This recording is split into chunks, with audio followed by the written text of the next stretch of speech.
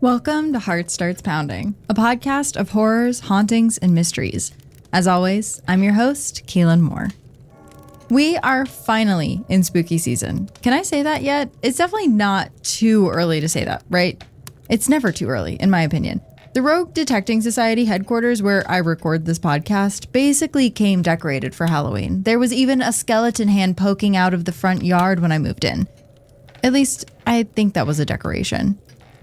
Usually, here at Heart Starts Pounding, we look at the horrors of our world. But for today's episode, I'm going to turn the mirror on all of you and show you the scary stories that reside within our little community, the Rogue Detecting Society. I've been getting creepy little letters from you all delivered to me here at the RDS headquarters, and boy, oh boy, you guys are so haunted. I'm not kidding. I'm ordering an exorcist to some of your homes because, my God, I got stories of ghosts, of close calls with killers, of demons that attack you while you're asleep. But mostly, I got stories of children seeing terrifying things, which brings me to our first story. One that was sent in by a listener named Dawn. Dawn writes, "This takes place back in 2017 when we bought our home. One night, my husband was talking to our then 3-year-old little nephew when all of a sudden he stared past him through the window that faced our very dark backyard. So my husband says, 'Hey buddy, what are you looking at?' Our nephew turns to him and goes, 'My friend.' And my husband said, 'Who's your friend?' You know, playing along with the little kid's game, but definitely freaked out. To which our nephew responded, 'Little Johnny.' Our house is over 100 years old, and over the years, we swear we've heard things or placed things in one spot only to find it later in another. About 2 years after that horrifying interaction with our nephew, my husband was digging up an overgrown garden box in the backyard when he found old little toys. Army men, those Fisher-Price little guys. Yeah, we were a little taken aback by that one. I need to research the history of the home, but I don't know where to begin. Okay, so you should definitely go down to town hall and try to do some research on the house. And actually, while you're down there, you should find the deed to your house and write Little Johnny's name on it, because it sounds like it's actually his house, not yours. We have a whole bunch of terrifying tales sent directly from you all that we're going to get into today, so buckle up. And as always, listener discretion is advised. So before we jump back in, let me just say, if you're new here, welcome to our community of the darkly curious. You'll find us here in the study of the Rogue Detecting Society every Wednesday around 9 p.m. Central Standard Time, or 7 p.m. for those of you on the West Coast of the United States. As we're entering spooky season, I want to remind you all, new and old listeners alike, of a project I produced last year called The Timekeeper. It's a 4-episode horror audio drama featuring Judah Lewis of the Babysitter franchise on Netflix, a horror movie franchise I love, Chandler Kinney of the Pretty Little Liars reboot, and Arjun Atalieh of Are You Afraid of the Dark? If you're craving more horror going into October, definitely check it out. You can listen to it wherever you're listening now, including YouTube, where there's a special visual component for each episode. It was so much fun to make, and I'm very proud of how it turned out.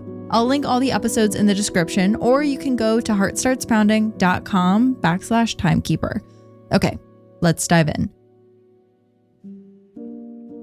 Now, I've talked about this a little bit on this show, but I suffer from sleep paralysis, and I have a very specific sleep paralysis demon that visits me.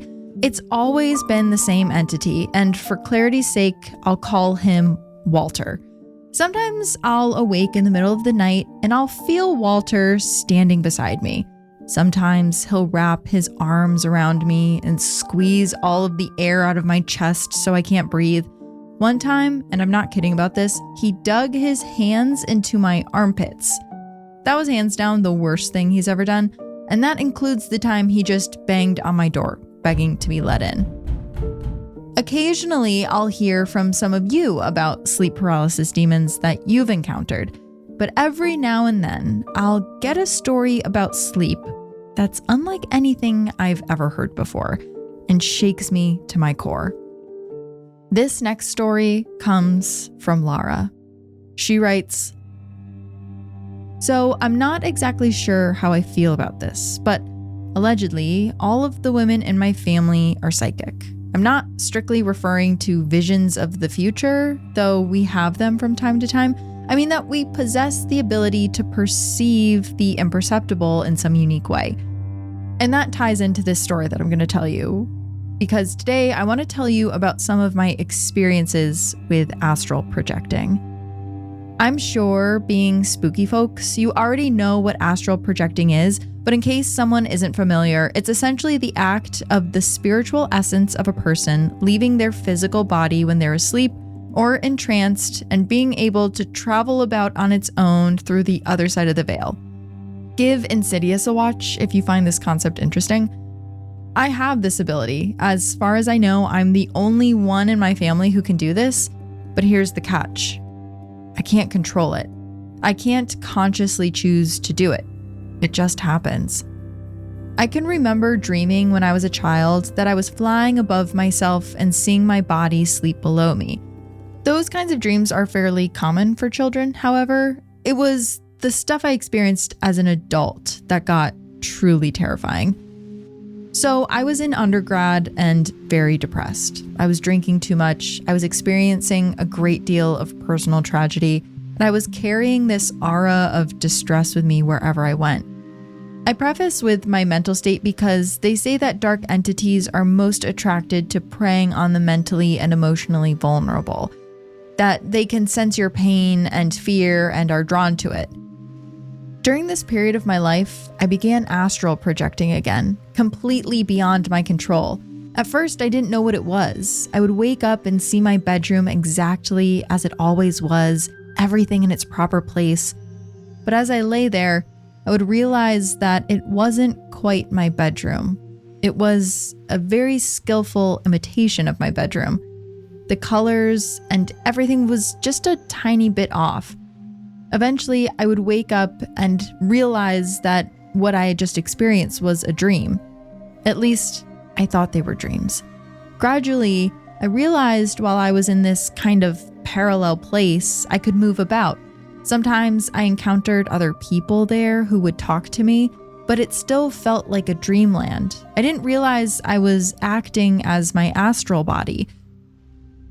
And then I started seeing something. A creature. A dark, demonic creature. Its limbs were far too long in proportion to its humanoid body. It seemed to be made purely of shadow. It was very tall, and it could crawl up my walls and perch on the ceiling. Sometimes it had eyes, and sometimes it didn't. I remember it being very, very thin. At first, I would see it kind of observing me, just watching. And at first, I wasn't really afraid, though it was disturbing, because I didn't think it could touch me. But it could. One night, I had one of my astral dreams where it felt like I had woken up and was looking around my room. Everything looked in order, but then I noticed the color difference, and I knew where I was. I said out loud, "I know this isn't real." And then the creature melted out of a bookcase up against the wall. It stood at the foot of my bed and just stared at me. The next time I saw it, I awoke in the astral place with the creature standing directly above me, staring down at me. And that time I got really scared. Really, really, truly scared. It was so close to me and it was so tall, and I wasn't sure if it was an actual man who had broken into my home or if I was just dreaming. And from there, it got even worse. I was in Europe in a hotel sharing a room with a close friend of mine. I hadn't had the sleep paralysis episodes in a while and was feeling pretty good.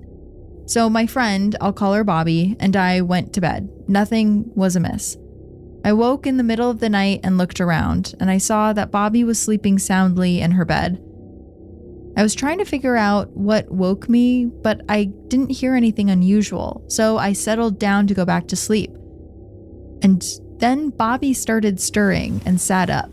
She said something to the effect of, "You're awake too?" And I replied that I was. She sat at the foot of her bed and just started talking to me. It all seemed very normal, just two girlfriends chatting. And then she asked me a question. It was a question that she already knew the answer to, though.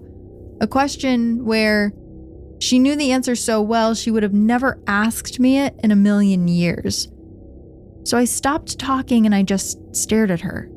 She looked like herself. She sounded like herself. She moved like herself. She looked at me silently, as if asking why I had clammed up. I was immediately covered in a cold sweat as the horrible realization dawned on me. The colors in the room were just a little bit wrong. "You're not Bobby," I said. For a moment, Bobby said nothing. She just stared at me blankly. And then she smiled. A horrible, malicious smile that just kept growing and growing and growing until her mouth was twisted into a grotesque shape. And then she started laughing. This was not Bobby's laugh. I watched in horror as Bobby's face literally melted off to reveal the entity that had tormented me back in the US. I started screaming at it. "You couldn't trick me. I'm smarter than you. I'm not afraid of you." And then I gathered up my energy in my chest, the same as I had before, and I catapulted myself into reality. I woke up for real. The second I woke up, I woke Bobby up as well, partially because I was terrified and partially because I wanted to make sure it was really her. She jolted awake and immediately yelled, "Something terrible has happened. Something terrible has happened. I know it. I just know it." She lunged for her phone and saw a message from her family member telling her that her grandmother had just died. She packed up and left the next day. I'm happy to report that I haven't seen the creature or astral projected for many years now. I'm not sure if it's an element of my psychic ability that I'll ever want to touch again. The last time I astral projected, though, it was really nice, actually. Nothing bad happened. My astral body went and visited my mom's astral body while she was sleeping, and we had a nice chat. I called her the next day and she said she remembered it. Isn't that neat? Astral projection is something that I've never had any personal experience with, but Insidious remains one of the scariest movies I've ever seen. I do need to do a deep dive on it in general. I have so many questions, like, does it exist on the same plane where Walter, my sleep paralysis demon, lives? And what other things exist there? Like, how did Bobby get the sense that something horrible had happened? Is there information that only exists there that we can access? I do tend to think that there's stuff we can only access while we sleep, and maybe it's because we travel to a different world when we sleep, or maybe it's because sleep helps us access parts of our subconscious and our long-term memory, things that we don't have access to during our normal waking hours. Either way, I do think there's things that we can only see while we're asleep. And apparently, I learned from all of you, there are also things that we can only see when we're children. I want to take us all back to what I was talking about in the beginning of this episode. Children seeing the scariest stuff I've ever heard. This story comes from a listener named Molly. My story starts when I was around 6 or 7. It's an experience I will never forget, and to this day, it still creeps me out. I was at a friend's house, we'll call her Anna, for the day to play. My mother had dropped me off that morning and was going to pick me up sometime after lunch. Anyway, Anna had always talked about her imaginary friend, Jessie. And I mean always talked about her. We would be playing and she would just randomly start talking to Jessie like she was in the room with us. Even at 6 years old, I never had any imaginary friends. I thought it was silly and I knew it was fake. Or at least, I thought they were fake. So this day, I guess Jessie was wanting to play with us because Anna kept talking to her, saying we needed to let her sit next to us, etc., etc. I, being a kid, started making fun of her and saying, Jessie's not real. It's kind of annoying to keep pretending she is. I didn't want to pretend anymore. And throughout the day, I kept denying Jessie and saying how I didn't believe in imaginary friends and stuff.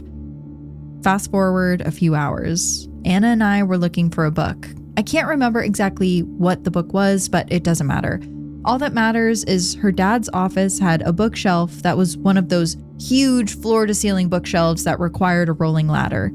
Side note, I should preface that her mother was the only one home with us, and at that time in the day, she was outside doing yard work, and her dad's office was on the opposite side of the house. Keep in mind that this was the early 90s, so we were mostly unsupervised. So to look for this book, we decided to start on the top shelf. She got in one chair and I got in another, and we started looking on opposite ends of the bookshelf for the book. In the process, Jessie decided to make an appearance, I guess, and Anna said Jessie was upset because I was leaving her out. I finally broke down and just yelled, "Oh my God, Jessie is not real. Imaginary friends aren't real."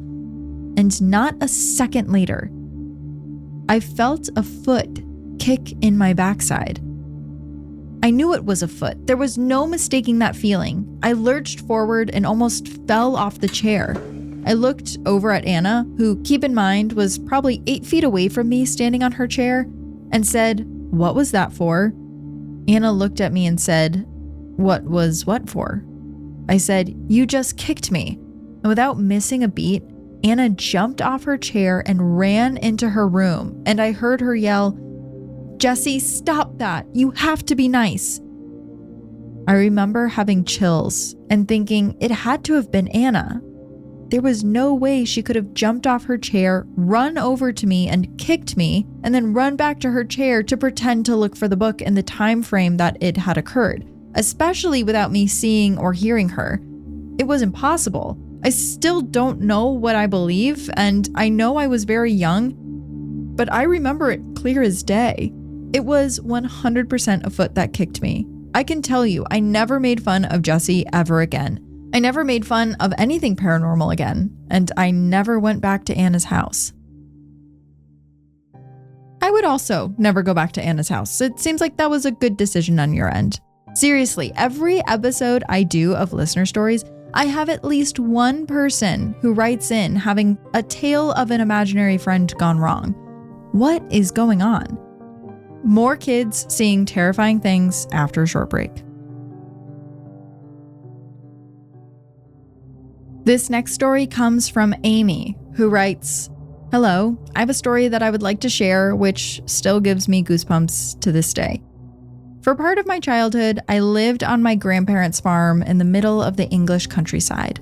The house is a very large Victorian-style farmhouse built by my ancestors sometime in the 1800s. It's rather beautiful, if I don't say so myself.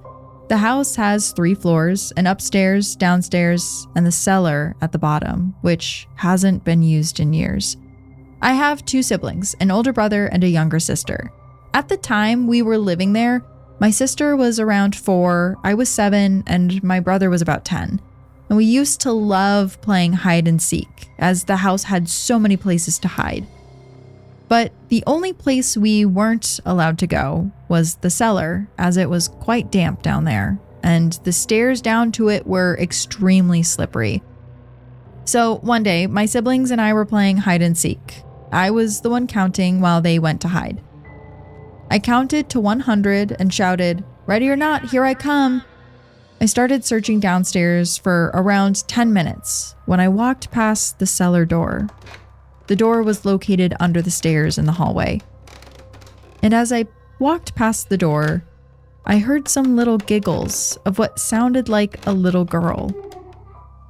I stopped and pressed my ear up to the wood on the door, assuming that my little sister was on the other side.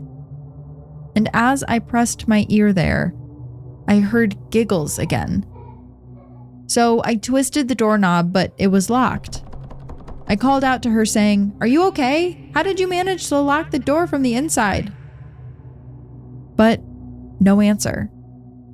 I started to worry as we weren't meant to be down there, and I didn't know where the key was. As I turned to walk away from the door, I heard her voice again saying, "Come on, I'm waiting. Come and find me." So I quickly sprinted down the hallway to find my mom, but halfway down the hallway, I came across my little sister. I stood there looking at her, my eyes wide. She asked what was wrong, and I explained that I thought she was locked in the cellar and I heard a voice down there. She just giggled and said, "That was probably the little girl that lives here with us. I play with her sometimes," and then skipped away like it was nothing. It was safe to say that I definitely put off playing hide and seek for a while after that. The house still freaks me out to this day, 13 years on. So I have a quick question for the group. Does anyone happen to have a child that I could rent to tell me if there's any ghosts in my house? I just need them to wander around for a little bit and tell me if they see anything. I mentioned this in the bonus episode I did about spooky children's games, but there's been some weird stuff happening in the upstairs of the Rogue Detecting Society after I moved in. Maybe it's because I brought my 100-year-old monkey doll named Gordy, but I think that's unrelated. I will say though, reading through some of these stories, it seems like sometimes when kids see people or spirits that we can't see, it's not always creepy. Sometimes it can be a little comforting, like in this story from Riona. She writes, "So for context, my dad was diagnosed with terminal cancer and he requested to stay at home rather than going into a hospice. So he was able to be around me, my mom, and my younger sister. He was staying in the back room of my house with a window facing the garden and the back lane. This story in particular happened about 3 days before he died, so he was just sleeping and we were all spending lots of time with him. At the time, my sister was 2.5, so she was too young to realize what was going on. And it's important to note that she wasn't much of a talker either. But that day, she looked at my mom and she told her that there was a man in a coat and a hat by the back gate waiting for Daddy. When my mom tried to ask her more about it, she just pointed to the back gate and repeated herself, and then went back to playing with her toys. No one else in my family saw anyone by the gate at any point. We have some theories ourselves about who this mystery man was, but we think it might have been some old relative coming to help my dad cross over. But I would be open to hear any ideas you have on what it might have been. Okay, personally, I do believe that it was maybe someone in your family coming to help your father. I get way too many stories from listeners that specifically revolve around the time someone dies. Seeing strange visitors, being visited in dreams, even weird glitches in technology. It just happens way too much for there to not be something going on. I personally believe that my grandmother sent me a song to play her on the piano a few days after she died. I really believe that there's something there. And I talk about it in the episode where I had the hospice nurse on, but there's just a lot of strange things that happen close to the time someone dies. And actually, I want to read you another one of those kinds of stories because this one really touched me. This one is from Lynette.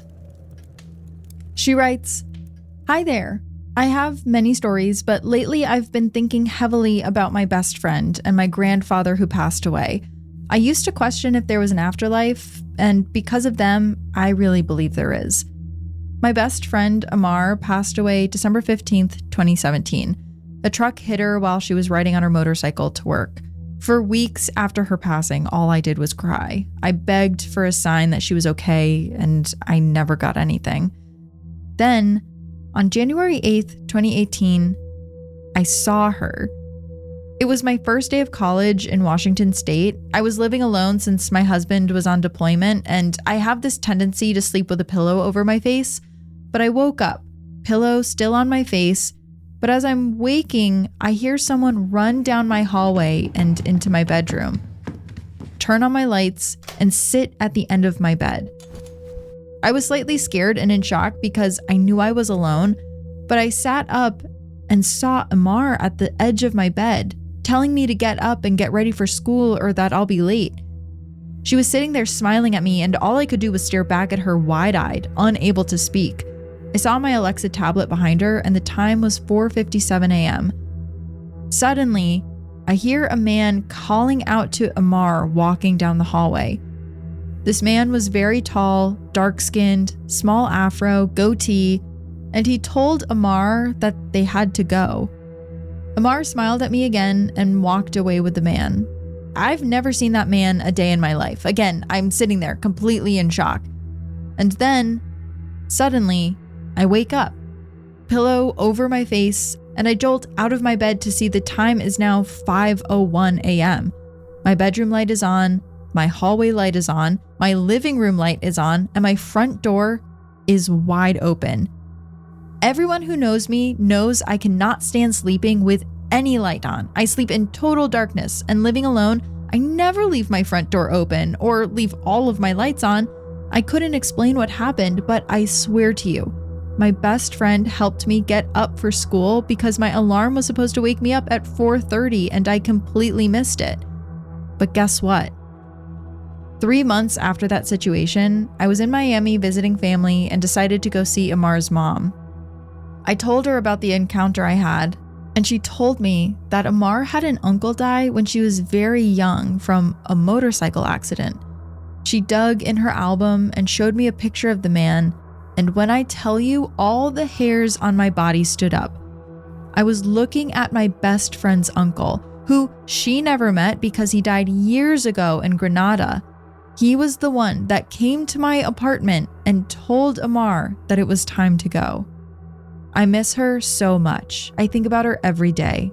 After that encounter, I had a dream with her that we were in a bright white room talking, and sadly, I don't really remember what was spoken, but I did remember at the end, she told me that that would be the last time I would physically see her again. She told me she had to cross onto the other side and told me to stop crying. And trust me, I begged for another dream with her, but like she said, it was the last time. I don't know if there is an afterlife, but I think there's one. One where all of our ancestors are just waiting to receive us and guide us back to wherever home is. More after another short break. I've said this before in episodes, but I love when you guys hear an episode of Heart Starts Pounding and it reminds you of something that happened in your own life. And I don't know what it was about this particular episode, but the supernatural survival episode where I talked about the third man syndrome really affected a lot of you guys. A quick refresher for those who haven't listened to it, but the third man syndrome is when people are in survival situations. Think dying of thirst, badly hurt, like maybe they just got in a car wreck, and out of nowhere, a supernatural being will show up and help them. We know that these helpers are supernatural because no one else sees them. EMTs, witnesses at the scene, they are totally invisible to everyone involved except the person in the accident. Sometimes these supernatural beings will say that they're EMTs or nurses, but other times there's someone more familiar. This story is from Vivian. She writes, I think I've listened to all of the Heart Starts Pounding episodes at least 3 times, but re-listening to the episode where you talk about the third man syndrome, I just remembered a kind of related experience that my mom had about 25 years ago when I was still a baby. So when I was a kid, my family used to do summer vacation in Cape Cod every year in July. We would sometimes take 2 cars, my dad driving in one and my mom driving in the other because we had lots of camping gear and had to fit myself and my 2 older brothers. Well, one year, I was in the car with my mom as a baby in a car seat, and a truck slammed into our car, causing the car to flip twice and slide across the highway. Where we were at on the highway had a tall bridge, and my mom told me when this happened, our car flipped back upright but was still uncontrollably sliding towards the edge of the bridge, and she couldn't get the steering wheel to unlock for her to turn the car away from flying off the bridge. The crazy part of the story, though, is at the last moment, when my mom was convinced we were going to go off the side of the bridge because the steering wheel wouldn't budge, she looked up and saw her mother, who had passed away when my mom was 18 years old. She had her hands up as if to say, stop. Her mother then said something along the lines of, no, it's not time. And suddenly, my mom was able to jerk the steering wheel away from the bridge and skidded to a stop. My mom came out of all of this with a neck injury. It could have been so much worse, but I was somehow completely unharmed. The story always gives me chills, and I've never shared it with anyone, but I wanted to share it here. I'm not religious, but I do believe in the supernatural and paranormal, and my mom's experience makes me think that on some level, we have something like a guardian angel. I think I'm particularly drawn to stories like that. Stories that end on the note of, I don't know what I believe, but now I kind of feel like there's something more than just this, that there's some other side to this life beyond the veil. And maybe it's because that's how I feel a little bit. I don't know exactly what's going on. I don't have a rule book, and I have lots of questions about the universe, but I feel so much deep in my bones that there's something else going on that we can't see. Call it supernatural, call it biblical, call it religious. It doesn't really matter what you call it. I think that a lot of us can agree, though, that there's just something more than what we can actually observe on this earth. I don't know. I get goosebumps just thinking about it. But the more I read from you guys and the more I live my life, the more I become sure that I don't know everything, I guess.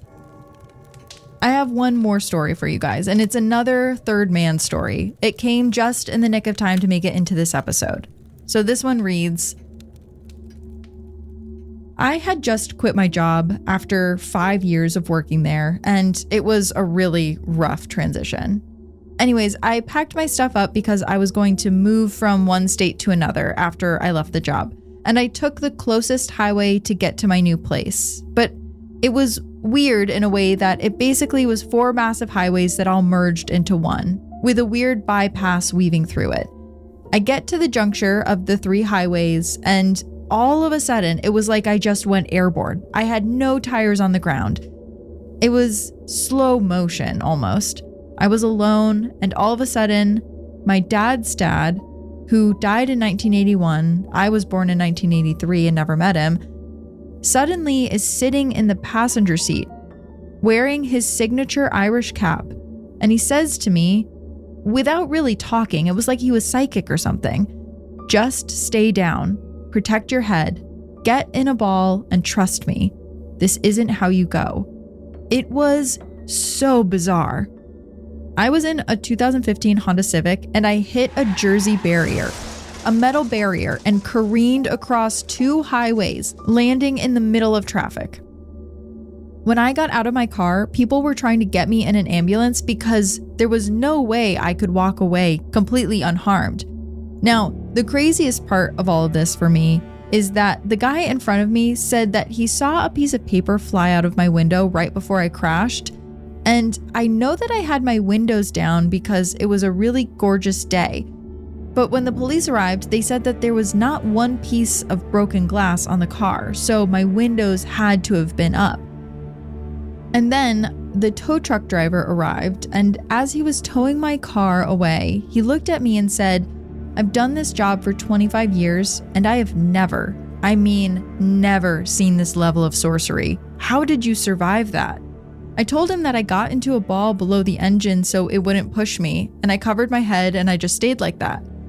He said that we regularly pick up girls like you in wrecks like that with spatulas. Whatever happened here, take a good hard look at what made God himself turn your car in the opposite direction because you're ignoring his guidance. That listener said that later on in life, she felt like God or the universe or whatever you call it was probably trying to prevent her from the horrible living situation that she was about to move into. Before we go, I just want to thank everyone who sent in stories because some of you shared some really intense and personal tales, and I'm so grateful that you want to share them with me in the show. I've kept a lot of these stories actually for future listener stories episodes, so if you didn't hear yours today, there is a chance that it'll be featured in the future. And if you're still jonesing for more, if you were like, that was not enough listener stories, I agree. I will be sharing more of these listener tales with Leo in our footnotes episode, available to the High Council on Patreon. That will go up tomorrow, and it features some ones that were honestly pretty hilarious that I'm very excited to share with Leo. Now I'll need more stories from you all for our next episode we do like this. So if you're new here and you have a story, or if you're a longtime listener and you just haven't written in yet, You can check out heartstartspounding.com. And I said it last time, but it doesn't have to be supernatural. Did you escape a really scary situation? Did you have a run-in with someone who would later be named as a serial killer? Was your boss defrauding your company for millions of dollars? That's kind of spooky too. I don't know. Financial crimes are kind of scary. Let me know. Send it to heartstartspounding.com. Seriously, I'll accept all stories. And I'm very excited to see all of the crazy stuff that's happened to you all. Heart Starts Pounding is written and produced by me, Kaylin Moore. Heart Starts Pounding is also produced by Matt Brown. Sound design and mix by Peachtree Sound. Special thanks to Travis Dunlap, Grayson Jernigan, the team at WME, and Ben Jaffe. Have a heart-pounding story or a case request? Check out heartstartspounding.com. Until next time, stay curious. Ooh, ooh, ooh.